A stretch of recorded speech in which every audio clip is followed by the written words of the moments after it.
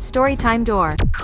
Ever since I was little I've lived alone with my dad. When I was younger, it was without a doubt the worst time of my life. I had my own room, and it always seemed like my life was normal from the outside looking in, but in reality my life was more like a nightmare. I wasn't allowed to come out of my room unless I asked permission first. Even if I had to use the bathroom, I pretty much wasn't allowed out of my room for anything, and for a long time I didn't know why. Then one night I found out, and even though it's horrible I accept it. I was in my room when I started hearing loud noises and bangs coming from downstairs. I was scared and I couldn't leave my room, so I put a pillow over my ears and tried to block out the noise. I never heard screams or voices, but I knew something horrible was happening. A little while later I could hear my dad just shouting and talking to himself. He was saying things like, "Look at this mess, and why did you wake up?" And then I heard our front door open and shut. After that it was really quiet and I started to hear this really weird noise. I was pretty young, I don't know exactly how old, but I remember thinking it was a puppy. In my mind the puppy had made the mess and I wanted to get out of my room and see. I started calling my dad from the doorway of my room, but he never answered. I knew he left, but I wanted to make sure. I figured I would just go find the puppy and get back to my room before my dad came back in. I followed the sound down the stairs, but the closer and closer I got to it, the more I felt like I was going to find something terrible. By the time I got downstairs, I had pretty much scared myself out of even trying. I was about to turn around and go back to my room when I heard something that almost made me throw up. I was so nervous. It was a voice that I didn't recognize, and it was asking who's there. To this day, I still wish I would have just ran to my room when I had the chance, but I didn't. I realized the sound was coming from one of the closets in the hallway, and even though I knew I shouldn't open the closet door, I did. Sitting on the floor of the closet was a lady with her eyes covered and her hands and feet tied together. It was the first time I had ever seen something like that, but it wouldn't be the last. She begged and begged for me to let her go, but even at that age I knew I couldn't. Now I'm allowed out of my room, and whenever there's a girl in the closet I tell her I wish I could let her go, and I really do wish I could, but instead I just closed the door.